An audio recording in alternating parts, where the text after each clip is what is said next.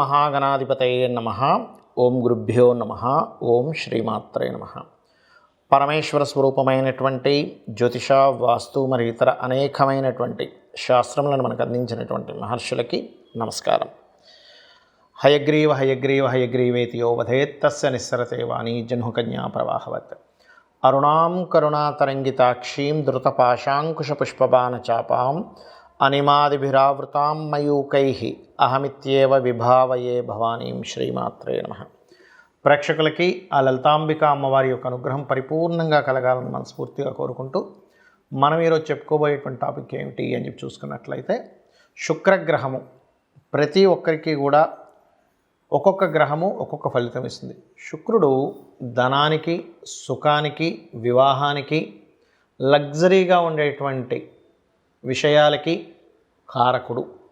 కాబట్టి మీకు గనక శుక్రగ్రహ అనుగ్రహం కావాలి, ప్రతి ఒక్కరూ కోరుకుంటారు శుక్రగ్రహ అనుగ్రహం కావాలండి, నాకు శుక్రమహర్దశ నడుస్తుందంటే ఓ మంచి దశ అనుకుంటారు. కానీ ఆ శుక్రదశ ఒక్కోసారి కొంతమందికి యోగించదు, కొంతమందికి యోగిస్తుంది.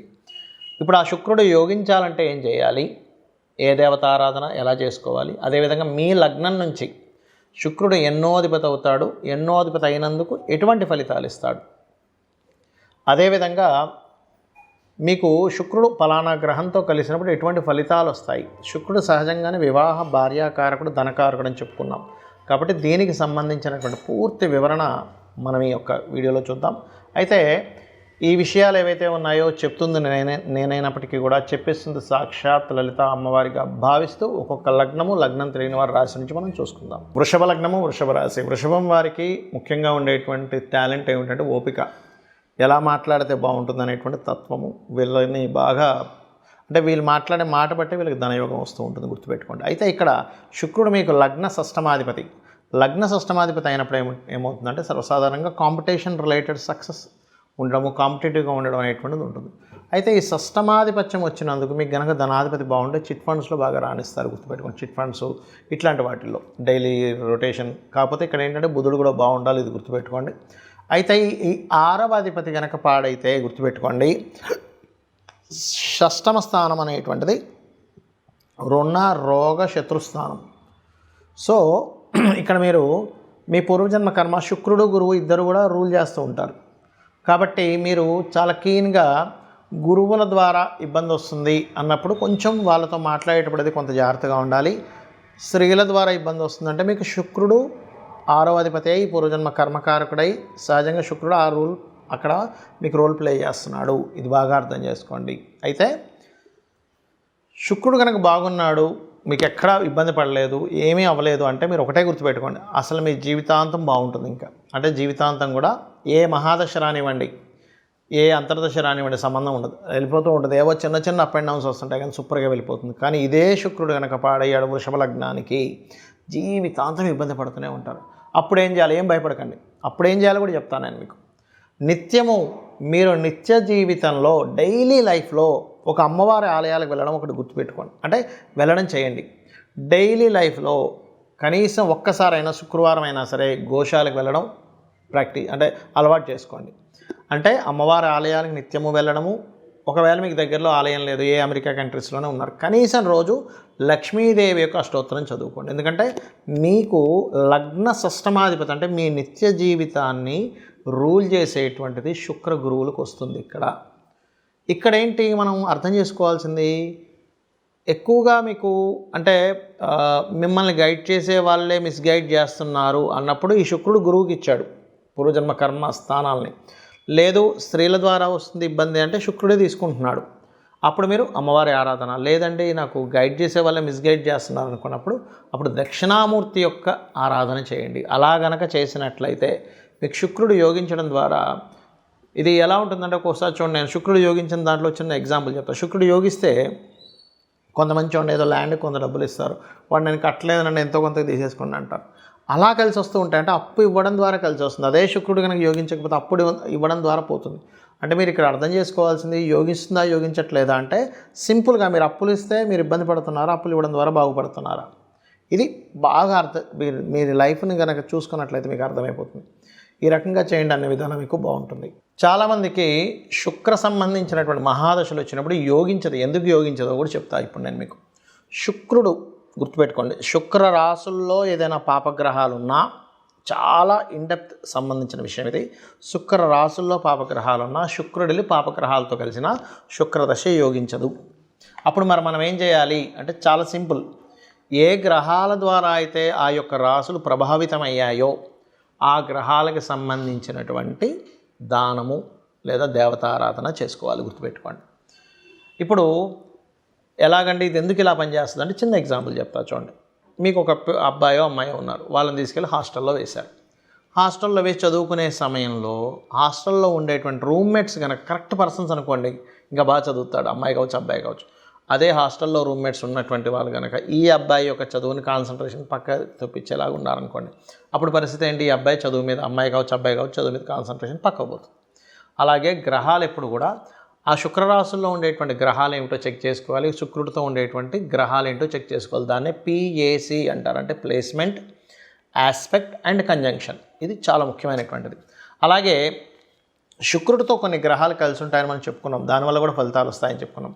ఉదాహరణకి శుక్రుడితో రవి ఉన్నాడు అనుకోండి, కంబస్ట్ అయ్యాడు. ఉదాహరణకి రవితో శుక్రుడు, అప్పుడు ఏమైపోతుంది? శుక్రదశ రాగానే అన్ని స్ట్రక్ అయిపోతూ ఉంటాయి. అలా కాకుండా కంబస్ట్ అవ్వలేదు కానీ కలిసి ఉన్నారు, అంటే 8 డిగ్రీలు దాటి ఉన్నారు. అప్పుడేమవుతుంది? శుక్రదశ వచ్చినప్పటి నుంచే రాజకీయంగా వెళ్ళడం కానీ, అధికారికంగా వెళ్ళడం కానీ, సంతానం మూలంగా గ్రోత్ అవ్వడం కానీ, గవర్నమెంట్ రిలేటెడ్ సంబంధించిన ధనయోగాలు కానీ జరుగుతూ ఉంటాయి. అదే శుక్రుడు చంద్రుడితో కలిసి ఉన్నాడు, అప్పుడేంటి? కళారంగ సంబంధంగా వెళ్ళడం, మాటిమాటికి మార్పులు, అంటే ఒకే దగ్గర ఉంటే మీకు యోగించదని మీరు అర్థం చేసుకోవాలి. శుక్రుడు రాహుతో ఉన్నాడు అనుకోండి, అప్పుడు విదేశీ సంబంధంగా ఆన్లైన్ రిలేటెడ్ మూలంగా ధనయోగం వస్తుంది. అయితే ఇక్కడ ఏంటంటే ఆ శుక్రుడు రాహు ఉన్నటువంటి ప్రదేశంలో ఇంకేదైనా పాపగ్రహం ఉందా ఈజ్ మోస్ట్ ఇంపార్టెంట్. అదేవిధంగా శుక్రుడు కేతు ఉంటే కనుక లక్ష్మీ గణపతి ఆరాధన చేసుకుంటూ కేతుగ్రహం దగ్గర శుక్రగ్రహం దగ్గర దీపారాధన చేసుకుంటే యోగిస్తుంది. కాకపోతే శుక్రకేతు కాంబినేషన్ అనేటువంటిది ఆధ్యాత్మికంగా వెళ్ళేటువంటి వారికి, అంటే పౌరహిత్యం చేసేటువంటి వారికి ఇబ్బంది ఉండదు. వాళ్ళకి ఆ రూపంలో డబ్బులు అనేటువంటి వస్తూ ఉంటాయి. సాఫ్ట్వేర్ రిలేటెడ్ సంబంధంగా కూడా ధనయోగం రావడం జరుగుతుంటుంది. అదే శుక్రుడు బుధుడు కలిసి ఉన్నాడు, వ్యాపారం మూలంగా ధనయోగం. అయితే ఇక్కడ బాగా అర్థం చేసుకోండి, శుక్ర బుధుడు కలిసి ఉన్నంత మాత్రాన్ని వ్యాపారం అని వెళ్ళకండి. శుక్ర రాశుల్లో ఉండే గ్రహాలేంటి, బుధ రాశుల్లో ఉండే గ్రహాలేంటి? ఉట్టి శుక్ర బుధులే ఉన్నారా, ఇంకేదైనా గ్రహం కలిసి ఉందా? ఎందుకంటే ఇప్పుడు శుక్రుడు బుధుడు కుజుడు కలిసి ఉన్నాడు, అప్పుడేమవుతుంది? వ్యాపారంలోకి వెళ్ళడం ద్వారా ఘర్షణలు వస్తూ ఉంటాయి. చాలా ఇంపార్టెంట్ ఇది. ఎందుకంటే ఒక ప్లానెట్ ఒక రిజల్ట్ ఇస్తుంది అన్నప్పుడు అది ఇంకా ఏ ప్లానెట్తో కలిసి ఉంది, అది ఏమి ఇవ్వబోతుంది, ఒక వ్యక్తి ఒక దాంట్లోకి అడుగు పెడుతున్నాడు అన్నప్పుడు ఆ అడుగు పెట్టినప్పుడు జరిగేటువంటి ఫలితాలు ఏమిటి, ఎలా ఉంటాయి అనేటువంటిది చాలా క్లీన్గా అబ్జర్వ్ చేయాలి. అదేవిధంగా మరొకటి ఏంటంటే శుక్ర శని కాంబినేషన్ ఉంది, పురుష జాతకం అనుకోండి. ఇది ఉదాహరణకి ఖచ్చితంగా వారికి వచ్చేటువంటి భార్య ఎవరైతే ఉన్నారో తను కూడా జాబ్ చేస్తుందని చెప్పొచ్చు. అలా కాకుండా కేతు కూడా కలిసినాడు, జాబ్ చేయదు. అంటే ఏంటి? ఒక ప్లానెట్ ఉన్నప్పుడు ఒక రిజల్ట్ ఇస్తుంది, కానీ అది ఇంకొక ప్లానెట్ వచ్చినప్పుడు దాని రిజల్ట్ మార్చుకుంటూ ఉంటుంది. అలా కాకుండా శుక్రుడు శని కాకుండా బుధుడు కూడా ఉన్నాడు, వచ్చేటువంటి జీవిత భాగస్వామి జాబ్తో పాటు బిజినెస్ కూడా చేస్తుందని చెప్పొచ్చు. అలా కాకుండా శుక్రుడు కుజుడు మన శని ఉన్నారు, అప్పుడేంటి? వచ్చేటువంటి జీవిత భాగస్వామి కాస్త అగ్రెసివ్గా ఉంటుంది, స్ట్రైట్ ఫార్వర్డ్నెస్గా ఉంటుందని చెప్పొచ్చు. అంటే ఏంటి? శుక్రుడు వల్ల మనం వచ్చేటువంటి జీవిత భాగస్వామి ఎలా ఉంటుంది, తను ఏం చేస్తుంది, తన యొక్క స్వభావం ఏమిటి, తను వచ్చినప్పటి నుంచి వీళ్ళకు ఉండేటువంటి లైఫ్లో ఎటువంటి చేంజెస్ ఉంటాయి. ఒకవేళ ఏదైనా దోషం ఉన్నట్లయితే ఇది వివాహానికి కూడా చూపిస్తుందని చెప్పుకున్నాం మనం. ఒకవేళ వివాహ సంబంధించిన దోషం ఏదైనా ఉన్నట్లయితే దానికి సంబంధించింది ఎలా చేసుకోవాలి. ఎందుకంటే శుక్రగ్రహం పర్టికులర్గా మీకు అది డ్యూయల్ సైన్లో ఉంటే ఒక రిజల్ట్, ఫైరీ సైన్లో ఉంటే ఒక రిజల్ట్స్, చరరాశులు ఉంటే ఒక రిజల్ట్స్ అనేవి ఇస్తూ ఉంటాయి. శుక్రుడు అబ్జర్వ్ చేసే వివాహ జీవితం ఎలా ఉంటుందో చెప్పొచ్చు. 7వ స్థానాన్ని 12వ స్థానాన్ని అబ్జర్వ్ చేసుకొని ఎటువంటి ఫలితాలు వస్తాయి. ఒకవేళ శుక్రుడు గురువుతో ఉన్నాడు, గైడింగ్ నేచర్ ఉండే జీవిత భాగస్వామి వస్తుంది. అంటే ఏంటి? తను ప్రతిదీ చూసుకుంటూ ఉంటుంది. ఆ రకంగా ఏంటంటే మనం అసలు శుక్రుడు ఉండేటువంటి స్థితి ఏమిటో అనేటువంటి చూసుకోవాలి. కుజుడితో ఉన్నాడు, ఫైరీ నేచర్. అలా ఒక్కొక్క దాన్ని బట్టి ఇప్పుడు అదే కుజుడు కనుక బాగా పాడైపోయాడు, అప్పుడు ఏమవుద్ది? జీవిత భాగస్వామికి మాటిమాటికి ఏదో యాక్సిడెంట్స్ అవ్వడము, మిస్క్యారేజ్ అవ్వడము, లేకపోతే ఆపరేషన్స్ అవ్వడం, ఇట్లాంటివి జరుగుతూ ఉంటాయి. కాబట్టి ఏంటి? ఇక్కడ ఈ శుక్ర గ్రహం యొక్క ప్రభావం తగ్గాలంటే ఒకటే గుర్తుపెట్టుకోండి, శుక్రుడు ఏ గ్రహాలతో కలిసి ఉన్నాడు, ఏ పాపగ్రహాలతో కలిసి ఉన్నాడో ఆ గ్రహాలకు దీపారాధన చేయండి, ఆ గ్రహాలకు సంబంధించి దానం ఇవ్వండి. Point number 1. రెండవది, శుక్రుడు బాగా యోగించాలంటే గణపతి, లక్ష్మీ గణపతి ఆరాధన చేసుకోవాలి. లలితా సహస్రనామాల యొక్క శ్రవణము పఠనము చేయండి. అదేవిధంగా వీలైనంత మట్టుకు శక్తిదేవత ఆలయాలకు ఎక్కువగా సందర్శిస్తూ ఉండండి.